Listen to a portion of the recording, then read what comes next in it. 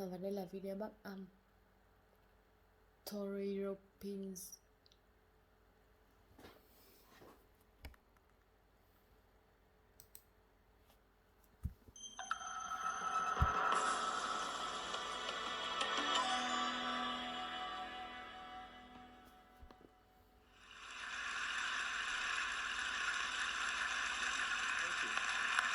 I have to tell you, I'm both challenged and excited. My excitement is I get a chance to give something back. My challenge is the shortest seminar I usually do is 50 hours. I'm not exaggerating. I do weekends, and when I do more than that, obviously coach people, but I'm into immersion because how'd you learn language? You didn't learn it by just learning principles. You got in it, and you did it so often that it became real. And the bottom line here, besides being crazy mofo, is that I'm really in a position, I'm not here to motivate you, obviously. You don't need that. And a lot of times that's what people think I do, and it's the furthest thing from it. What happens, though, is people say to me, well, I don't need any motivation. And I said, well, that's interesting. That's not what I do. I'm the why guy. Why guy? I don't know why you do what you do. What you do? What is your motive for action? What is it that drives you in your life today? Not 10 years ago, or are you running the same pattern? Because I believe that the invisible force of internal drive activated is the most important thing in the world. I'm here because I believe emotion is the force of life.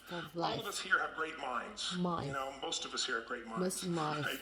I don't know if I'm in the category, but we all know how to think. And with our minds, we can rationalize anything, we can make anything happen.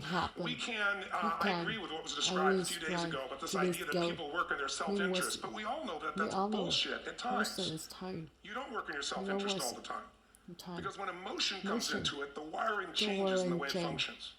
And so it's wonderful for us to think intellectually about how the life of the world is, and especially those who are very smart. We can play this game in our head, but I really want to know what's driving you. And what I'd like to maybe invite you to do by the end of this talk is explore where you are today for two reasons. One, so that you can contribute more. And two, so that hopefully we can not just understand other people more, but maybe appreciate them more and create the kinds of connections that can stop some of the challenges that we face in our society today. They're only going to get magnified by the very technology that's connecting us, because it's making us intersect. And that intersection doesn't always create the view of everybody now understands everybody and everybody appreciates everybody.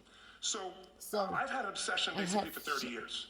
And that obsession has been what makes the difference in the quality of people's lives. What makes the difference in their performance, because that's what I got hired to do. I got to produce the result now. That's what I've done for 30 years.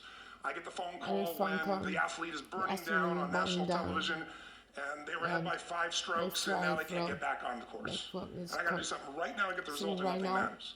I get the phone call when the child is going to commit suicide, and I got to do something right now. In 29 years, I'm very grateful to tell you I've never lost one in 29 years. It doesn't mean I won't someday, but I've done it. And the reason is an understanding of these human needs I want to talk to you about. So when I get those calls about performance, that's one thing. Like, how do you make a change?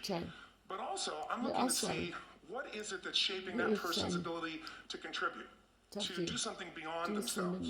So maybe the real question is, you know, I look at life and say there's 2 master lessons. One is there's the science of achievement, which almost everyone in this room has mastered to an amazing extent. That's how do you take the invisible and make it visible, right? How do you take what you dream about and make it happen? Whether it be your business, your contribution to society, money, whatever it is for you, your body, your family. But the other lesson of life that is rarely mastered is the art of fulfillment. Because science is easy, right? We know the rules, you write the code, you follow and you get the result. Once you know the game, you just you up the ante, don't you? But when it comes to fulfillment, that's an art. And the reason is it's about appreciation and it's about contribution. You can only feel so much by yourself. So I've had an interesting laboratory to try to answer the question of the real question, which is what's the difference in somebody's life if you look at somebody like those people that you've given everything to, like all the resources they say they need. You gave them not a $100 computer, you gave them the best computer. You gave them love, you gave them joy, you were there to comfort them. And those people very often, and you know some of them I'm sure, end up the rest of their life with all this love, education, money, and background, spending their life going in and out of rehab. And then you meet people that have been through ultimate pain. Psychologically, sexually, spiritually, emotionally abused, and not always, but often they become some of the people that contribute the most to society. So the question we got to ask ourselves really is, what is it? What is it that shapes us? And we live in a therapy culture. Most of us don't do that, but the culture is a therapy culture. What I mean by that is the mindset that we are our past. And everybody in this room, you wouldn't be in this room if you bought that theory, but most of society thinks biography is destiny. The past equals the future. And of course it does if you live there. But what people in this room know, and what we have to remind ourselves of, is you can know something intellectually, you can know what to do, and then not use it, not apply it. So really we're going to remind ourselves is decision is the ultimate power.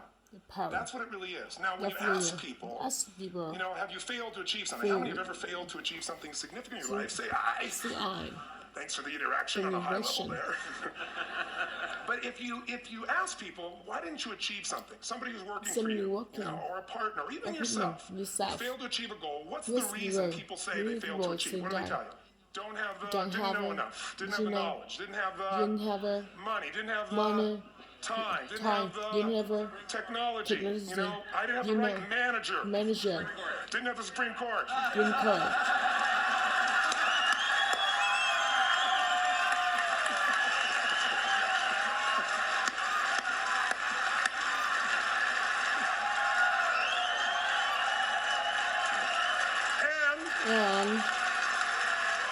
And what all those, including the Supreme Court, have in common? They are a claim to you missing resources.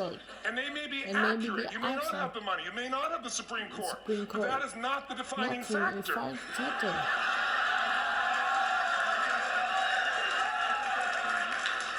And you correct me if I'm wrong. The defining factor is never resources, it's resourcefulness. And what I mean specifically, rather than just some phrase, is if you have emotion, human emotion, something that I experienced from you day before yesterday at a level that is as profound as I've ever experienced, and if you communicated with that emotion, I believe you would have beat his ass and won.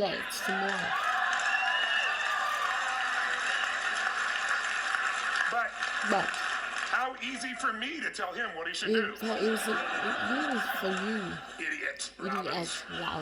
But I know when we watched the debate at that time, there were emotions that blocked people's ability to get this man's intellect and capacity and the way they came across to some people in that day. Because I know people that wanted to vote in your direction and didn't. And I was upset. But there was emotion that was there. How many know what I'm talking about here? Say I. So emotion is it. If we get the right emotion, we can get ourselves to do anything. We can get through it. If you're creative enough, playful enough, fun enough, can you get through to anybody, yes or no? If you don't have the money, but you're creative and determined enough, you find the way. So this is the ultimate resource, but this is not the story that people tell us. Right? The story people tell us is a bunch of different stories. They tell us we don't have the resources, but ultimately, if you take a look here, flip it up if you would. They say, what are all the reasons they have in common? We said that. Next one, please. He's broken my pattern, that son of a bitch. And I appreciated the energy, I'll tell you that. What determines your resources? We said decisions shape destiny, which is my focus here. If decisions shape destiny, what determines it is 3 decisions. What are you going to focus on?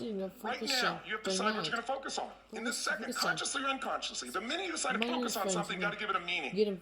And whatever that meaning is, produces emotion. Is this the end or the beginning? Is God punishing me or rewarding me, or is this the roll of the dice? And emotion then creates what we're going to do, or the action. So think about your own life, the decisions that have shaped your destiny. And that sounds really heavy, but in the last 5 or 10 years, 15 years, haven't there been some decisions you've made that if you made a different decision, your life would be completely different? How many can think of one, honestly? Better or worse? Say I. So the bottom line is maybe it was where to go to work. And you met the love of your life there. Maybe it was a career decision. I know the Google geniuses I saw here. I mean, I understand that their decision was to sell their technology at first. What if they made that decision versus to build their own culture? How would the world be different? How would their lives be different? Their impact. The history of our world is these decisions. When a woman stands up and says, no, I won't go to the back of the bus, she didn't just affect her life. That decision shaped our culture. Or someone standing in front of a tank, or being in a position like Lance Armstrong, and someone says to you, you got testicular cancer. That's pretty tough for any male, especially if you ride a bike. You got it in your brain, you got it in your lungs. But what was his decision of what to focus on? Different than most people. What did it mean? It wasn't the end, it was the beginning. What am I going to do? He goes off and wins 7 championships. He never wins once before the cancer because he got emotional fitness, psychological strength. That's the difference in human beings that I've seen of the 3 million I've been around. Because that's about my lab. I've had 3 million people from 80 different countries that I've had a chance to interact with over the last 29 years. And after a while, patterns become obvious. You see that South America and Africa maybe connect in a certain way, right? Other people say, oh, that sounds ridiculous. It's simple. So, what shaped Lance? What shapes you? 2 invisible forces. Very quickly. 1. state. We all have had times. Have you had a time you did something and after you did it, you thought to yourself, I can't believe I said that. I can't believe I did that. That was so stupid. Who's been there? Say aye. Say aye. Have you ever done something after you did it? To do. That was me. That's me. Right? It wasn't your ability, it was your state. State. Your model of the world is what shapes you long term. Long time. Your model of the world is the filter. Future. That's what's shaping us. That's what makes people make decisions. When we want to influence somebody, we got to know what already influences them. Emotion. And it's made up of three parts, I believe. First, what's your target? What are you after? Which I believe it's not your desires. You need your desires and goals. How many ever got a goal and desire and thought, is this all there is? How many been there? Say aye. Say aye. So it's needs we have. I believe there are 6 human needs. Second, once you know what the target that's driving you is, and then you uncover it for the truth. You don't form it, you uncover it. Then you find out what's your map. What's the belief systems that are telling you how to get those needs? Some people think the way to get those needs is destroy the world. Some people is to build something, create something, love something. And then there's the fuel you pick. So very quickly, 6 needs. Let me tell you what they are. First one, certainty. Now these are not goals or desires. These are universal. Everyone needs certainty that they can avoid pain, at least be comfortable. Now how do you get it? Control everybody, develop a skill, give up, smoke a cigarette. If you got totally certain, ironically, even though we all need that, like you're not certain about your health or your children or money, you don't think about much more. You're not sure the ceiling's going to hold up. You don't listen to any speaker. But while we go for certainty differently, if we get total certainty, we get what? What do you feel if you're certain? You know what's going to happen, when it's going to happen, how it's going to happen. What would you feel? You feel bored out of your mind. So God, in her infinite wisdom, gave us a second human need, which is uncertainty. We need variety. We need surprise. How many of you here love surprises? Say aye. Bullshit. You like the surprises you want. The ones you don't want, you call problems, but you need them. So variety is important. Have you ever rented a video or a film that you've already seen? Who's done this? Get a fucking life. Right? While you're doing it, you're certain it's good because you read it before, saw it before, but you're hoping it's been long enough you've forgotten that there's variety. Third human need, critical, significance. We all need to feel important, special, unique. You can get it by making more money. You can do it by being more spiritual. You can do it by getting yourself in a situation where you put more tattoos and earrings in places humans don't want to know. Whatever it takes. The fastest way to do this, if you have no background, no culture, no belief in resources or resourcefulness, is violence. If I put a gun to your head and I live in the hood, instantly I'm significant. 0 to 10, how high? 10. How certain am I you're going to respond to me? 10. How much uncertainty? Who knows what's going to happen next? Kind of exciting. Like climbing up into a cave and doing that stuff all the way down there. Total variety and uncertainty. And it's significant, isn't it? So you're willing to risk your life for it. So that's why violence has always been around, will be around unless we have a consciousness change as a species. Now you can get significance a million ways, but to be significant, you got to be unique and different. Here's what we really need. Connection and love. 4th thing. We all want it. Most people settle for connection because love's too scary. Don't want to get hurt. Who here has ever been hurt in an intimate relationship? Say aye. If you don't raise your hand, you'll have that other shit too. Come on. And you're going to get hurt again. Aren't you glad you came to this positive visit? But here's what's true. We need it. We can do it through intimacy, through friendship, through prayer, through walking in nature. If nothing else works for you, get a dog. Don't get a cat, get a dog. Because if you leave for 2 minutes, it's like you've been gone for 6 months when you show back up again 5 minutes later, right? Now, these first 4 needs, every human finds a way to meet. Even if you lie to yourself, even if you have split personalities. But the last 2 needs, the first 4 needs are called the needs of the personality, is what I call them. The last 2 are the needs of the spirit. And this is where fulfillment comes. You won't get fulfillment from the first 4. You'll figure a way, smoke, drink, do whatever, meet the first 4. But the last 2, number 5, you must grow. We all know the answer here. If you don't grow, you what? If a relationship's not growing, if a business is not growing, if you're not growing, it doesn't matter how much money you have, how many friends you have, how many people love you, feel like hell. And the reason we grow, I believe, is so we have something to give. Because the 6th need is to contribute beyond ourselves.